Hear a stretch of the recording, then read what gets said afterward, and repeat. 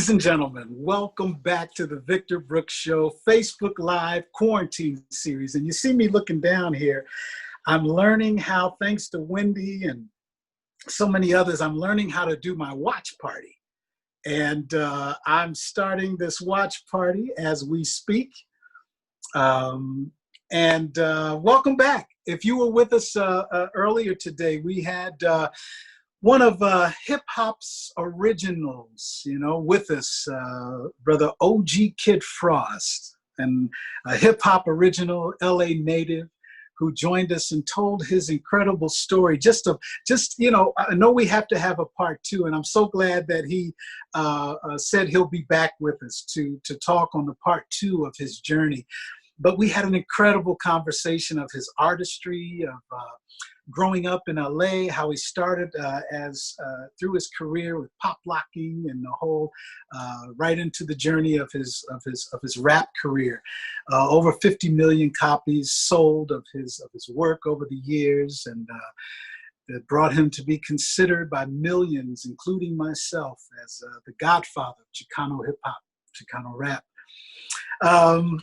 Once again, welcome back. And, every show, I always give my respect where respect is due. It's no secret to any of us that we are living in a situation in our lifetime that many of us never thought we would, And I'm talking primarily about the two viruses that we are dealing with in our lifetime right now. Of course, the coronavirus, which many of us, it's affected our lives in a lot of ways, some more than others. It's kept us home, it's given us something to maybe pause and think about in our lifetime. And it also is accompanied with that second virus of racism that is generational. And unfortunately it's been here, and it's like bad luggage. It just never left, you dig? And it's that dual virus that we're dealing with, which just makes me want to, that's why the whole reason that myself and my brother Christopher Brooks, my sister Julie McKnight, and our wonderful baby girl Wendy Vaughn have come together to produce this getaway in a lot of ways. For all of us, calling it the Positivity Posse, and it's no way that we're trying to ignore the seriousness of what's going on in the world right now. You can't ignore it, and it's no way to try to disrespect the intensity of what's happening in our world right now. No, it's not. It's just a way to say, hey, with everything going on, we can always find something to be positive about. We can always find something to smile about, We can, and something about, and I'm biased because I am an artist, but it's something about the power of art. It's something about the power of a song, of a poem, of a painting, of a dance, of comedy. It's something with artistic expression that can bring a joy when it seems like there's nothing to be joyful about. And that's all we're here to do, is to bring that positivity as much as we can. And like I always like to say too, I know we're not CNN, we're not the big boys, we're just a small show here on Facebook that loves to just share our positivity in whatever way we can bring it. We hope you get some of it. I want to thank our doctors, our nurses, our EMTs, our grocery store workers, our sanitation workers, our postal workers, our delivery people, our truck drivers. All of these are people that since the beginning of this corona have been people who've tried to make our lives as comfortable as it can be. And we thank you for that. We thank you for that, y'all. We give that respect where respect is due on the Victor Brooks Show. I also, because of this second virus and the voices that are being heard right now, I want to give it up, much respect to our protesters, who are protesting in their way. The protesters who are saying, hey, look, we got something to say out here. We're either tired of it, or we want to change, or whatever your protest is of this element and this climate right now. I want to thank you for spreading your voice. Hey, I always say, get angry, say something. Do something. If you want to be confused, be joyful, be hopeful. say, I'm tired of this. Whatever your protest is, say something about it. And my generation and older, we got to give it up, as a lot of us already are doing, to our younger generation who pretty much led this fight this particular time on speaking out on I'm tired of this, you know. I have something I've got to say in their new generation minds, hearts, and soul. I want to thank y'all for that, and especially once again our young artists. Y'all, I can't wait to see and to feel what this period of our life, the art that's going to come out of this, you know, especially from my younger artistic generation. Much respect, y'all.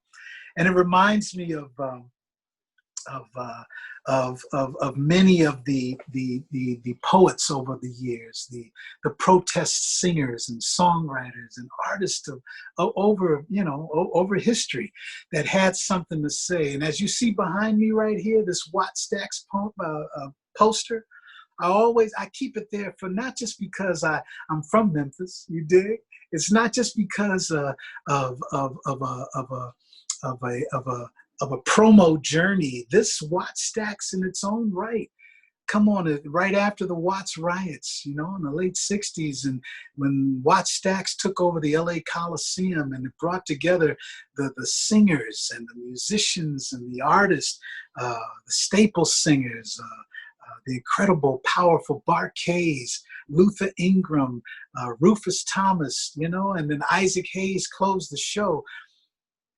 In between the performances that you see are vignettes of conversations within the community in Watts at that time. And this was a healing and continued to be a healing. We can't forget also involved in this movie was that powerful Peace Be Still by my sisters, The Emotions. I mean, this song, I'm seeing it all over Facebook now, even today, and Instagram. The performance of that song, Peace Be Still by The Emotions, in this particular show still stood the test of time and is healing us all. Thank y'all. Today, ladies and gentlemen, it's an honor. It's an honor, and I'm excited. It's a privilege because I have family here with me today. I'm talking about, before he comes on screen, I'm talking about Mr. Chris Willis. Chris Willis, y'all, I'm going to go introspective here. You see, if you don't see here on the wall, I also have a picture of Marvin Gaye. I call this my inspiration corner, you know. But I have Marvin there, and over my life growing up, I had so many, like so many of us do, musical influences, people that I loved and cherished their vocal stylings, their delivery, their interpretations. You know, many of you who know me know that big Donny Hathaway fan. Of course, I mentioned Marvin fan. You know, so many. The list goes on and on. But over my life, at 55 years old, I'm proud to be able to say I add Chris Willis to that list of musicians and artists, and especially singers, that I give much respect to. Chris Willis has a way in his music of delivering that interpretation that makes you feel what it is that your soul is calling for. You dig? Some people call it ministry. Other people call it that musical connection. Well, whatever you call it, it's there. And I remember the first time, and I will talk about this as we get into the conversations, that I heard Chris when he was like maybe 12 years old or so. And from that point, I knew this brother right here, he's one of the ones, you know? And so let me give you a little bit, like I always like to do, the inside of the people we're bringing on before I bring on Brother Chris. One-time gospel singer, Chris Willis is best known as the powerful voice and songwriter behind the majority of French producer David Guetta's chart-topping club anthems. Born and raised in Dayton, Ohio, Willis began singing in a quartet with his brothers and sisters at his local church. After graduating from college, he toured with a gospel group that performed hundreds of gigs all across California and contributed to the popular compilation Handel's Messiah, a Soulful Celebration, a true classic. In 1996, he released his self-titled debut album, a collection of self-penned spiritual songs, which earned a nomination for Best R&B Album at the Nashville Music Awards. Right on, Chris.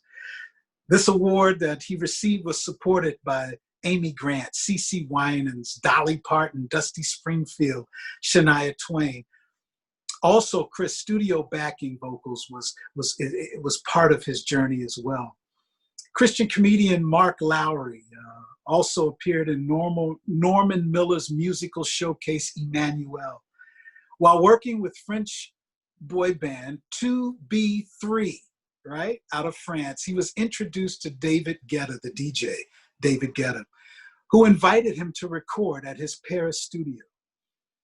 While at the studio, the pair co-wrote a series of tracks that would later become worldwide hit singles, including Just a Little More Love, Love Don't Let Me Go, and Love Is Gone, anthems within this house dance electric community.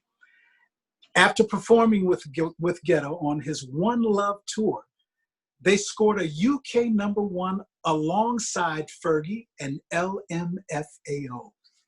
With Getting Over You, the single, Willis released his debut pop album, Inside Voice, in 2011, which delivered his first Billboard #1, on the Hit Dance Club Songs chart. Based in Atlanta, Chris and his wife, Jake, live happily together with their beautiful daughter, Avalon. And on that note, please welcome my brother, Chris Willis. Applause, applause, applause. Thank you. Chris, thanks for coming, man. Oh, man, thank you to you. It is a pleasure and an honor and a joy to be here on your show. Right on, Chris, right on. I know I'm an extreme, I thought I was an introvert, but I found out later that I'm an ambivert, which is like I found out a mixture of extrovert and introvert. So I know with a lot of, I go into a shell sometimes. Does that happen to you, man? Oh, absolutely. In fact, I'm going to do some research on that term because I think it totally suits me. I'm very much an introvert. I have always been. I've been at war with that because I always admired extroverts and I always wanted to be that outgoing, like bubbly. And the beauty of the stage is that I get a chance to play that part. But when the show's over, when I'm back in the States from the plane, I'm in my cocoon. I'm in my zone. If it's a studio or a gym or I love my quiet, private, alone time. Oh man, it's nothing like it. I call it my refueling time. Absolutely. Recharge. Yeah. You know what, Chris? I'm going all the way back, brother. I mentioned it in the intro of hearing you for the first time, and I believe, if I'm correct, it was at the Dale Wright Memorial Church in Germantown, Ohio. The Wright family, you're going back to the roots. Had a thing, And I remember, brother, specifically the Willis family, your blood, and my heart, my love, Auntie Lane, man. Your aunt, she was so influential to a lot of us, man. When you go back and think of those times, what comes to your mind as a growing artist at that time? It's like there's two major volumes of heritage on that. Obviously the Dale Wright Memorial Church, but my father and his siblings, which is my Aunt Elaine, was his sister, they come from a rich choral heritage that, was instigated by my grandfather. Everyone, if you talk to my aunts and uncles and cousins, we all remember the chorale in Buffalo. Right. Gotcha. With the whole industrial migration from the South, most of my grandparents' family is from North Carolina, but they all moved to Buffalo during that industrial kind of shift. And Buffalo is where that thing happens. And then there's this steep, Adventist tradition because we were all raised in the Adventist church several generations. So that combined with, when my parents started having kids, they both graduated. Well, they both attended Oakwood College. They migrated to Ohio. And that's how we landed in the Dale Wright Memorial family. Ah, gotcha. So, yeah. Okay. And that whole, I remember, man, your father, and you're right, that the whole Willis generationally, man, of music. I mean, going all the way back, I remember my Uncle Charlie Brooks back in like the what we call the old Oakwood days, the original Oakwood days. The Yes. Willis family, man, was one of those original sounds that just, you know, I mean, how could you? It's in your blood. It's in your DNA. You know. Yeah. And strangely enough, I'll add a third aspect to that. My mom's family, my mom's mother did her Carnegie Hall debut. This was before she converted to Adventism. Oh, So okay. there's just music on both sides of my family. Look at that Carnegie Hall. Yeah, she did her Carnegie Hall debut. I think we're talking late 30s, early 40s, which is rare for an African American woman at that time. She was following under the path of Marian Anderson, who was classically trained. So there's that classical, choral, harmonic. And then my mom grew up playing the piano. So I remember my mom playing the piano. I was like, oh, I want to do that. I want to move the keys. I want to do that thing. So I took up the piano. So I've got the singing and the choral history from my dad. I've got the choral history from my mom and piano playing. And then boom, you put that all together and you get Chris Willis. Exactly, man. And many other members of my family too, of course, Brian and Claude and my sister Katrina. There's music. It's in the genes. You're so right. Oh man, you know, and I'm glad you brought, because we want to make it clear. Annie Lane, man, as you mentioned, she is the mother of Claude McKnight of Take Six, and Brian McKnight, the hugely game changer of the '90s. Yeah. And then, you know, with some of you growing up, brother, who were some of your vocal influences outside of the family? Oh man, you know, that's the funny thing about growing up in a house with music. Is my parents chose to expose us to all kinds. So we got Andre Crouch and the Disciples. We got the Hawkins family. We got, you know, obviously the groups that my dad was singing, because my dad and my mom were involved in music. So I enjoyed that. There's a little special blend in there. This was pre-6. There's James Cleveland. And then when I began to curate and collect my own music, the Winans. And then on the soul side, I mean, back in those days, in the early, you know, the late 70s, you know, I was born in 68. So there was the Shy Lights, there was Gladys Knight and the Pips, there was Quincy Jones and Body Heat and all these soul singers. And, you know, and I really it was a struggle, because as much as I love the gospel, I love the soul and the blues and the pop music too. So that's right. There's something was calling you in there. Oh like, man, just there were through lines and connections, and there's the things that the gospel acts were doing that appealed to the soul acts, and you could see that the soul acts pulled what they pulled and performed from the church. So there was that connectiveness too, the fibers. There you go, man. That's powerful, and it's real, you know. And there's a lot of times you hear a lot of the documentaries and people who say, you know, the greats. Hey, we started in church. You know, we started in the choir. We started here. I can't wait till we. You know, do you remember your first public performance, I should say, or your first time that you jumped on stage? It was a total disaster. Because it was the Wright family reunion, and my dad had just taught my brothers and sisters and I to sing in 4-part harmony. It's a song called Yes He Did.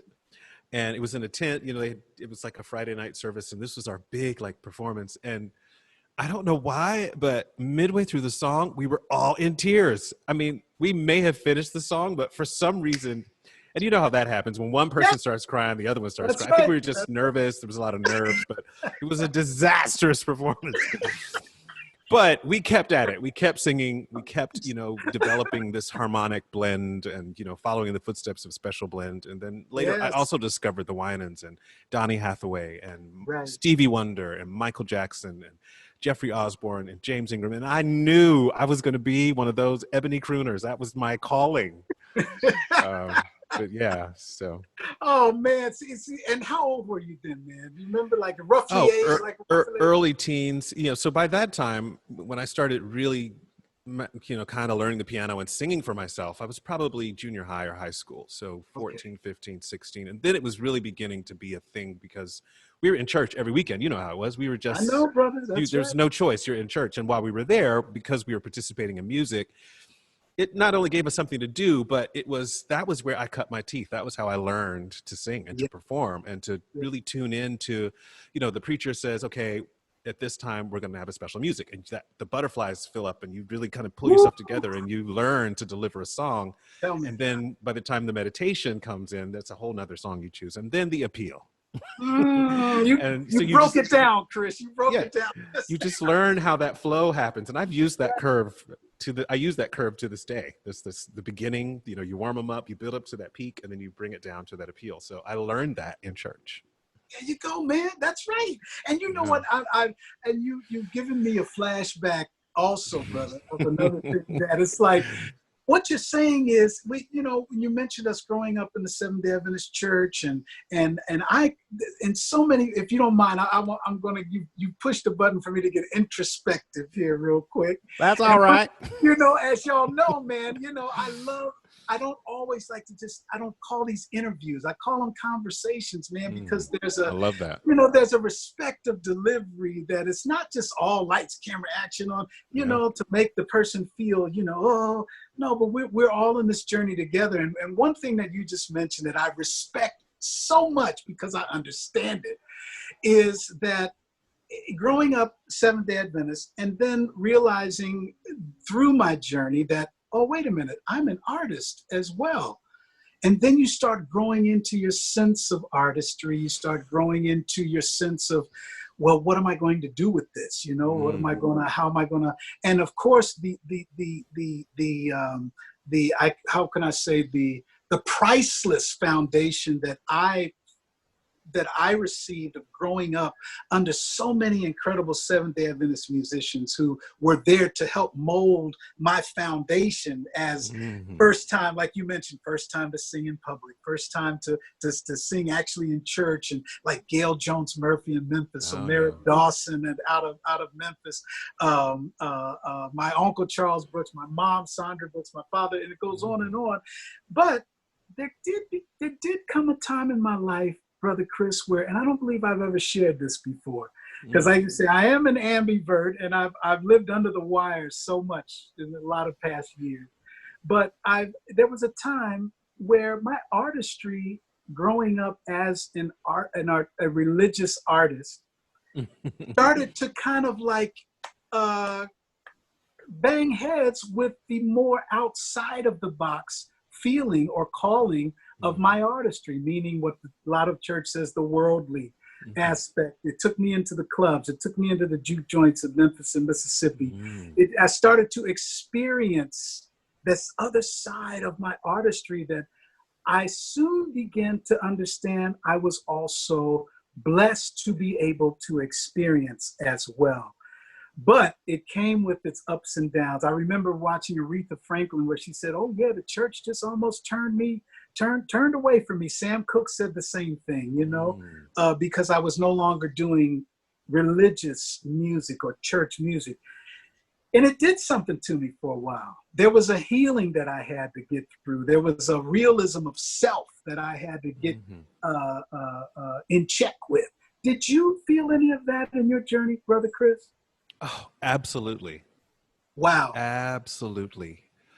It was one of the things where I kind of woke up and it was happening. It wasn't, I'll tell you, one of the first elements of that was when I was working with David in France, and we were just kind of sitting around, they were looking on the computer, and they found my gospel music. And it was almost like they knew who I was before I got there. And it was like, oh, that was an awakening. And then I was kind of feeling like, oh, what if the gospel people hear it? Don't put my name on it, or I'm not ready for that. And then they were like, are you serious? I mean, how many records did you sell? I sold maybe about 25,000 units with that. And, as I look back, one of the smartest things I could have ever done was not to say that it didn't matter, but to embrace both worlds. To embrace my history in the gospel world and not disown it, but to also embrace the fact that I'm on the precipice of achieving one of my major dreams, and that is global success, have a global impact. It just so happens that it came in this, house music, dance music package, which, by the way, I knew absolutely nothing about. Okay. I Okay. was so focused on gospel, and that was so much what I wanted to be and how I felt I was called to do, that when the first and second deals fell apart, I couldn't understand, well, why? This is my calling. This is what I'm supposed to be. Why isn't it happening? And it wasn't until I detoured and got busy doing background singing and singing on everything and giving myself permission, embracing that kind of rejection that comes from being dropped from a label, embracing that as freedom. It was that moment that I embraced the idea of, I'm going to just explore and sing and write whatever comes out, because I realized, in that moment, I grew up in a house where all that music was in my head, and it just so happens I can pretty much hear and play and sing everything I can hear. So why not take advantage of all of that? But when the rubber met the road, when it was time to release this song in this mainstream music, I was bracing for this, fallout, judgment, criticism. Yes. If you're not singing for God, you're going to hell, that sort of feeling. And it took me a while to reconcile that. And I don't know if it came to me verbally until I started reading some of the comments on YouTube and some of the videos. Oh, I wish Chris would come back to God. I wish Chris would come back to gospel. And that felt like a whole lot of daggers coming at me.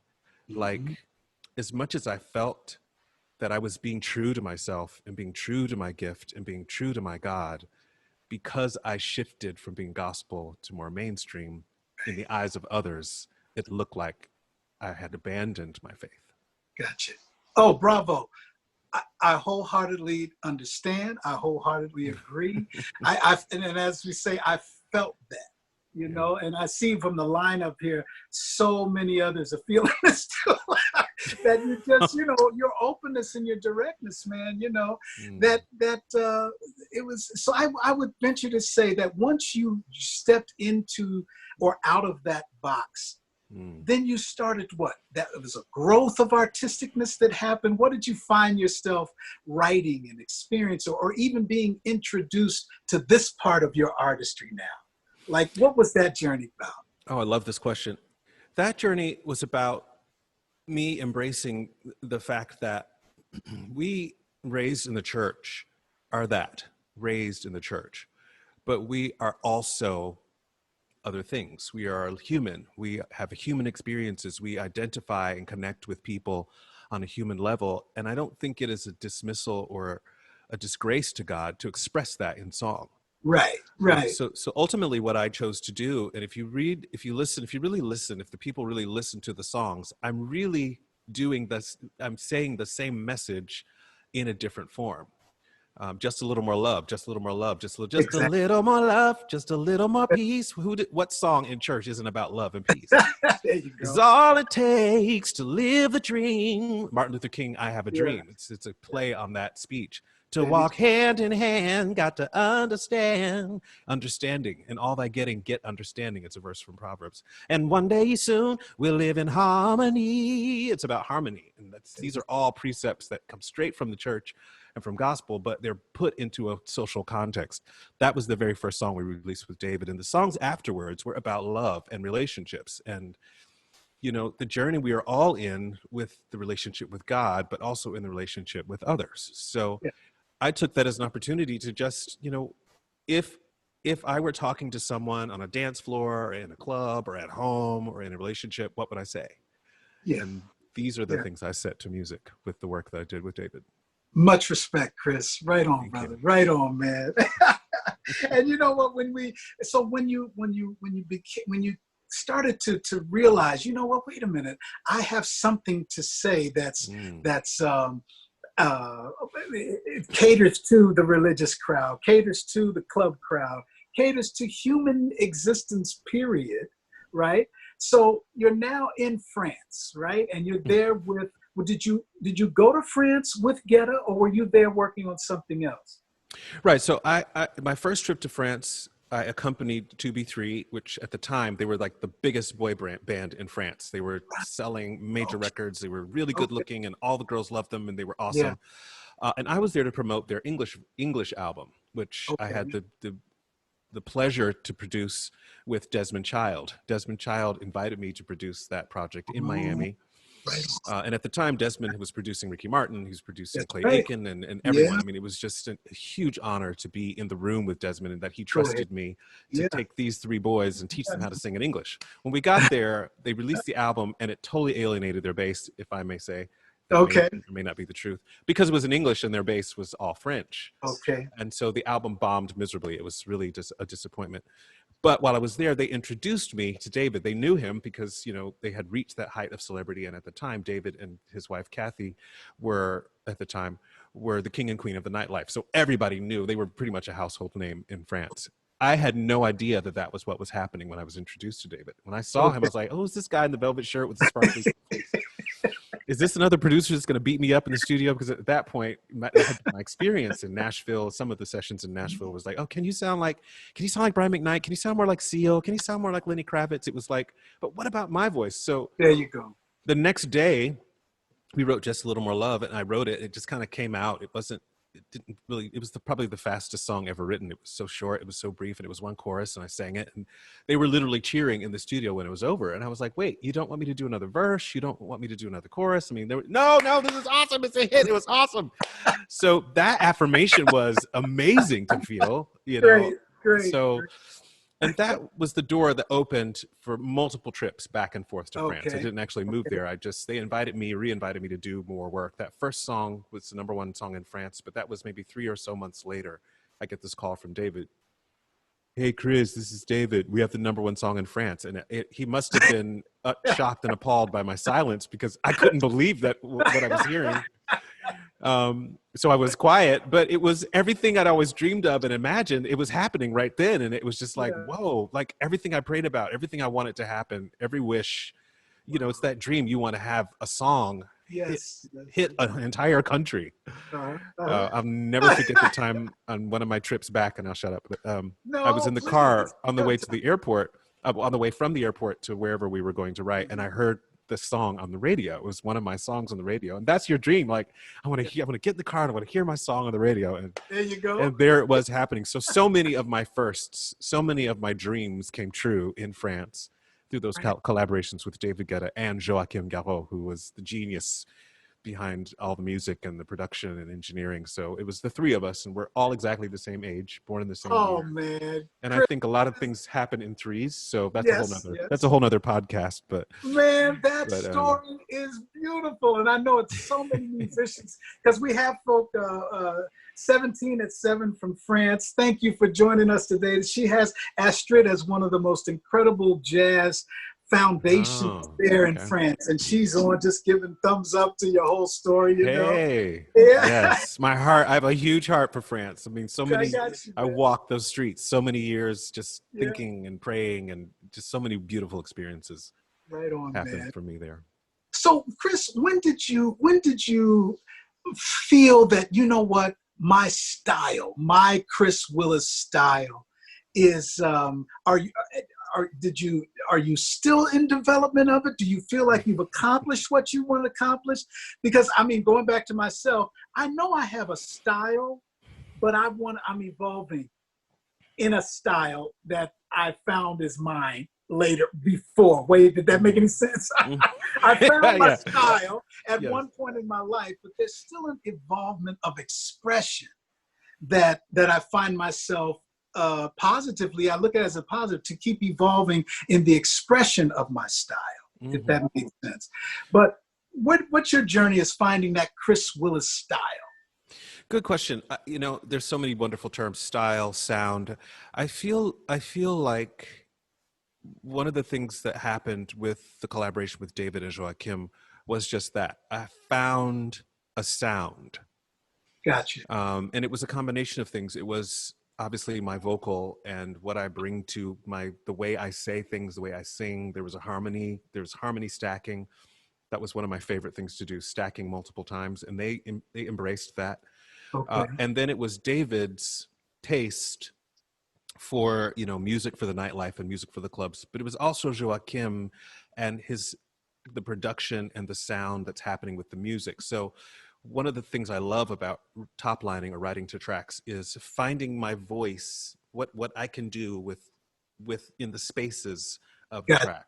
So that, in a sense, is a sound. And what I find more interesting now than then is that I think the sound for male singing has shifted in many ways, because I grew up singing, dreaming of singing like Jeffrey Osborne and James Ingram and Sam Cooke and all those soulful, gutsy, chesty, belty voices. And what I find sometimes is, at least now in the 2020s, there's been a shift. There isn't as much of that belty, gutsy singing. Gotcha. So the challenge I face is, okay, should I still be doing that when that isn't necessarily the trend? And as I'm thinking that thought, I get calls to sing on songs, and I end up just doing that singing, belty, strong, chesty, and it seems to be what people like. So I'm kind of torn. There you go. Is it my sound? Am I doing this because people like it, or am I doing it because it's me? Right. It's because who I am. And if that's not what people like, should I change myself? So I'm kind of in that place right now. But all that to say, I'm enjoying all of that.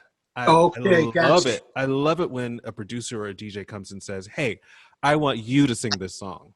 Gotcha. And that's an opportunity for me to sing and to give my voice and to play with it. If a track is really up on like the 128, I know there's going to be a bouncing on the particular beat. But some of the tracks I've gotten are down in the 120s, 140s, 110s. And that gives me the ability to do maybe a lower sound. Gotcha. And for those of us, when he's quoting the numbers, those are the BPM, BPM, right, per minute. It's how fast this song is going, or the tempo, the feel of it.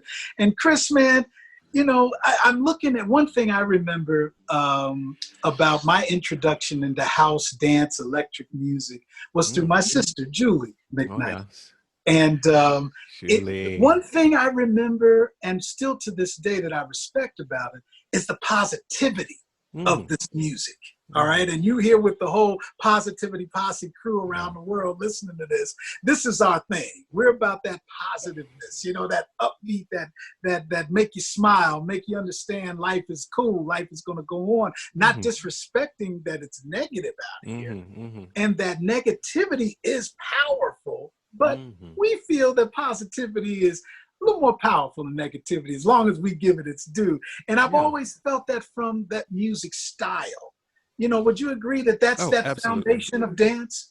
I do. That's the part that I love about it. I love that there's a movement, there's a vibration that's an up, positive vibration. That's one of the things I love about electronic dance music, because whatever mood that you're in and whatever is being sung on the track, if you give in to the beat, if you give in to the rhythm, if you give in to the melody, or you find yourself screaming at the top of your voice what's being sung, you will be changed.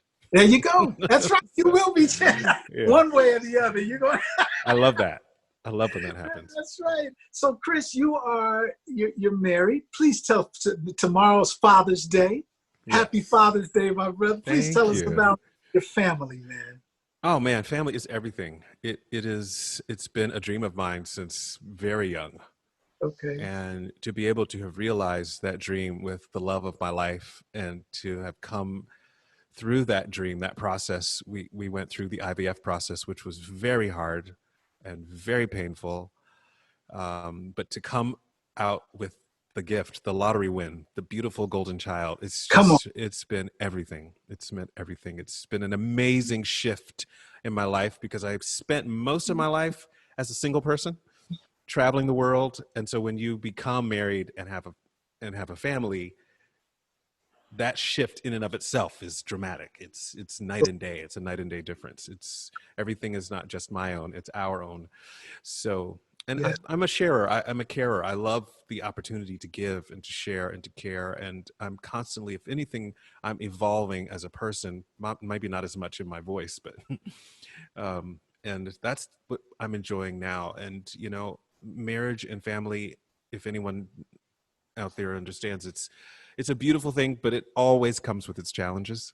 Ooh, yes, it does. And I am just so grateful that I'm here. I'm grateful to be here. I'm grateful to be a father and to be a husband in this time, in this space. And we're just taking every day as it comes and pursuing joy in all things. And come on, man. My that's our positivity passion. posse, I know, is standing up doing the LA wave after that, right? Because that's what it's about, Chris. You Yeah, know, yeah. I'm looking at this and look, some of them saying, yes, we're going nuts. They're like Oh, feeling good. this positivity, man. And I have Kenny Anderson. Thank you for coming on, man. One of my mentors in journalism, him and David Person and Robbie Booker's here.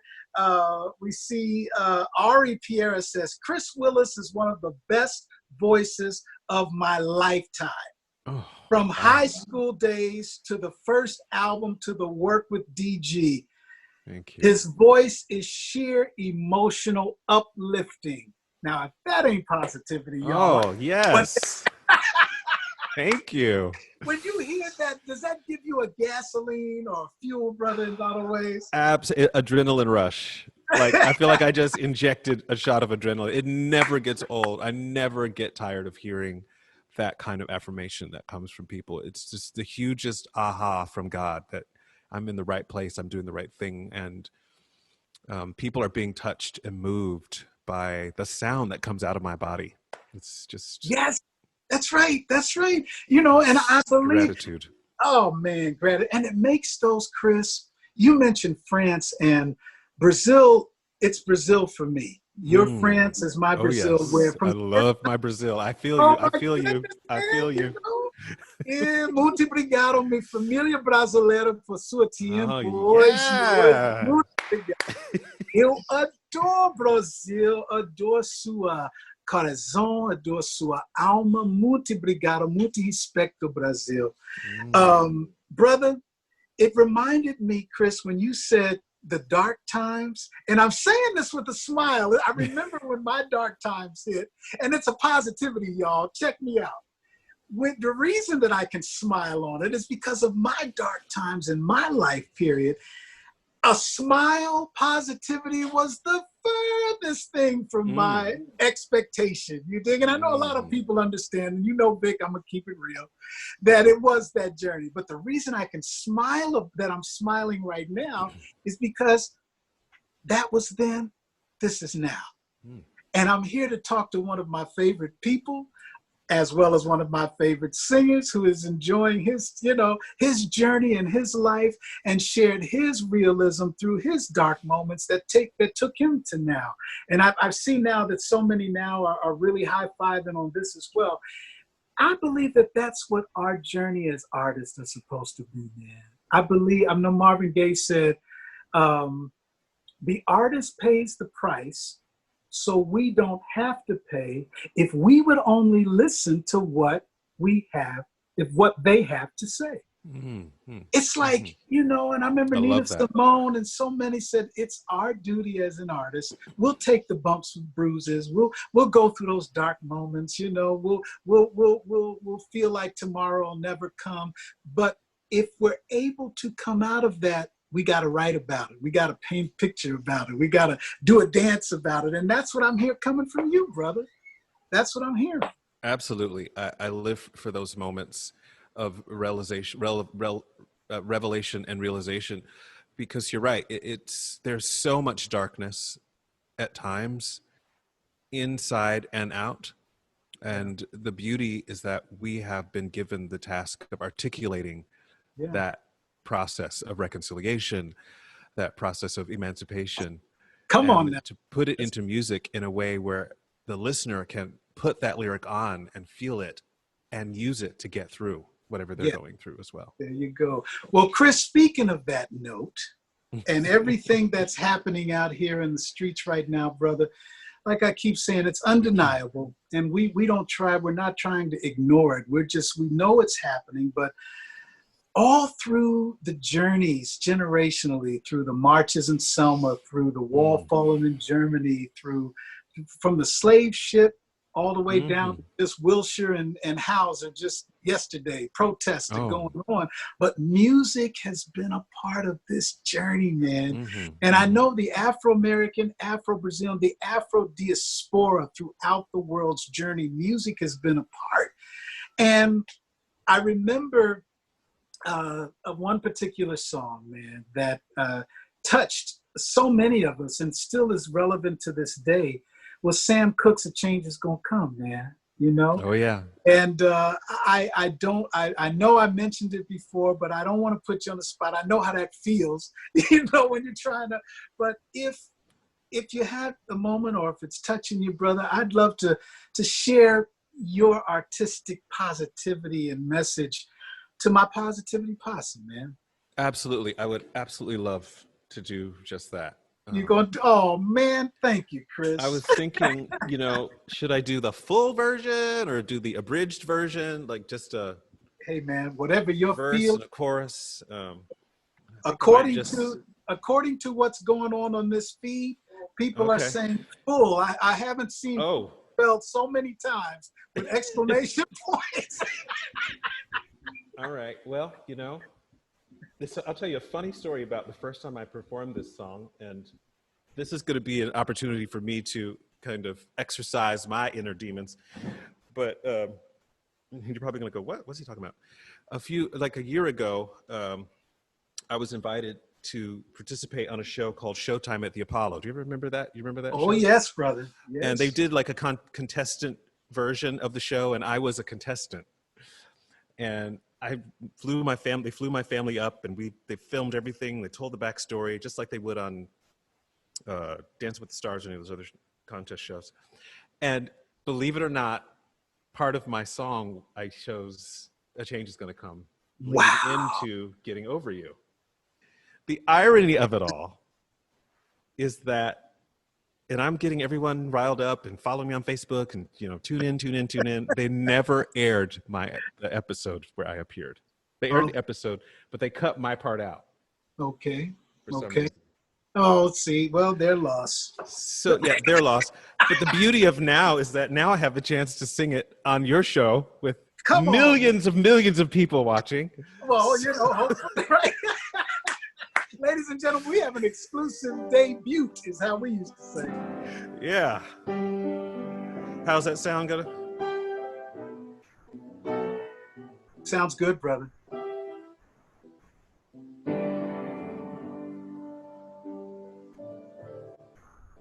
I was born by the river in a little tent. Just like that river, Lord, I've been running ever since. It's been a long time coming, but I know a change is gonna come. Oh, yes, it will.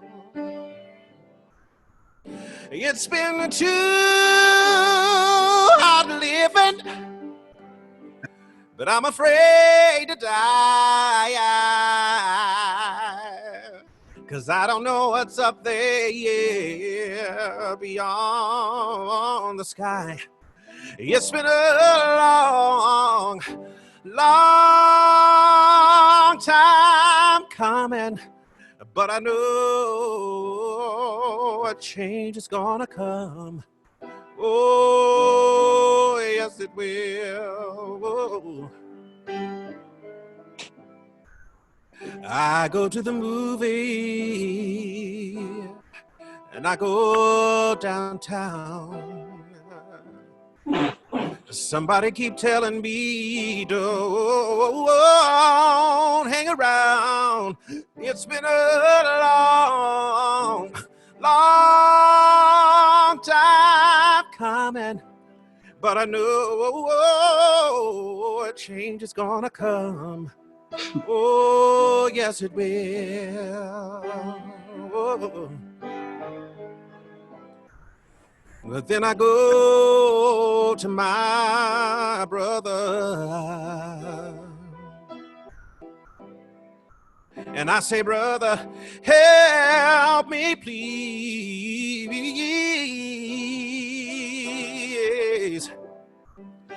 But he winds up knocking me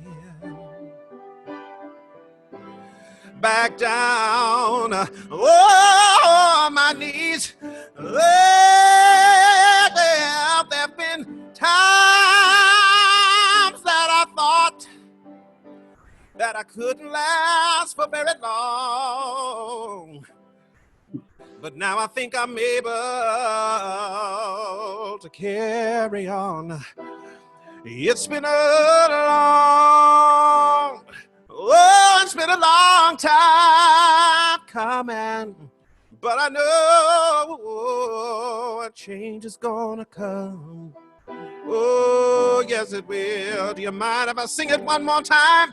Hey, it's been a long, oh, a long time coming. But I know a change is gonna come. Oh, yes, it will.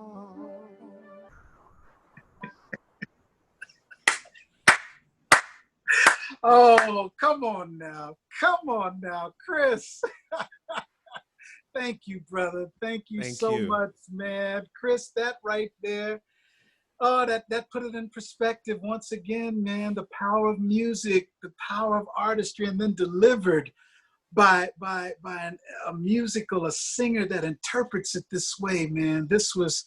Thank you, Chris. Thank you so much, man. Let me ask you this, Chris. What are your feelings of our generation, the young generation right now, out here saying what they want to say and protesting how they want to protest, man? I think it's absolutely phenomenal. Right. Absolutely phenomenal. On my drive over here, I saw a whole group of young people, and, you know, it's a perfect storm because with, you know, virus A, what we were talking about earlier, we are home. We're home. We're engaged in our own way. You know, we're not able to do what we're normally free to do. Mm-hmm. So, and we have the internet, we have the power of the internet, we have the power of the people in its most active and viable digital form. So it just makes perfect sense that this is the time for the youth of this generation to be able to galvanize and to organize and to strategize and to mobilize in this form. It's a beautiful thing. It's a phenomenal thing. I imagine if I were this young at this age and this is what I had, I would probably be doing the same thing. Yeah. It's inspiring to see. I mean, I'm in a different place in my life. I mean, I have a lot of variables, so I'm not able to protest in that form, but it's a phenomenal thing to witness in all of its shapes and sizes and colors, because you have, you know, the reckless abandon of protest and determination. Then you have all the other things on the fringe, but it's indicative of this time and this situation. There's so many layers. There's not one quick fix for it. Yeah, exactly. So the expression of that is going to come in so many different forms and from so many different generations and so many different people. And it's a beautiful thing when people are refusing to stay silent and believe that if we unite in this form, in some way, a change must come. Come on, Chris. Y'all heard it. A change must come. And I believe that's what Brother Sam Cooke, his writing of this incredible classic, was all about. We got to keep it alive. We got to keep that positivity in motion and not be afraid to dream. Chris, you summed that up perfectly, brother. And thank you again for delivering. And I told y'all, this is, you know, proof positive of why this gentleman is one of my favorite singers, you know. Thank you. And it's, Chris, before we get out of here, man, leave us with your positive gasoline right now. What's your positivity right now, brother? You know, it seems so small to say what I'm about to say, but it's something my wife and I have been meditating on for weeks and weeks and weeks. And when I distill everything that's going on in my life and in our life down to this place, I think the simplicity of it is overwhelming and powerful. And that is, as hard as it may be, as difficult as it may seem, we, I think, as a humanity, are obligated to choose joy. There you go. You know, it seems so small. I mean, there's so much pain. There's so many feelings of being taken advantage of and being afraid and on every side, I think racism is one of those things that is fueled by fear. But to choose joy in spite of fear, I think is an avenue to love. Right on, brother. Because right the on. opposite of fear is love. There you go. Right on. Well, ladies and gentlemen, Chris, thank you again, my brother. Thank you so much, man. Much respect to I'm going all the way back to the lineage of the musical geniusness of the Willis DNA, brother, all the way back. And then thank you for sharing your individual originality with us today, man, that you share with the world and have shared over your career. I'm so damn proud of you, man. I have so much respect for you and your journey and your artistry ever since, like I said, 11 or 12 years old. I knew this is what it was going to be. But Chris, again, thank you. Before you go, I know you have other things you need to do today, but ladies and gentlemen, you heard it. You heard this incredible journey of I'm going to say now our brother of the Positivity Posse, Chris Willis.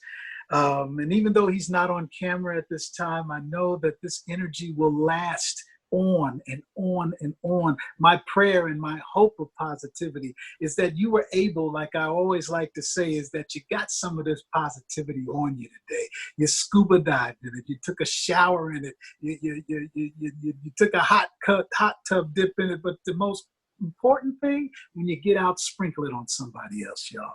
This is what we need, and this is what we're trying to give. And every single Saturday and Sunday on the Victor Brooks Show Facebook Live Quarantine Series. It was a special day today. Starting off today with OG Kid Frost, an original hip-hop legend in so many ways, delivered his journey and his story, his ups and his downs.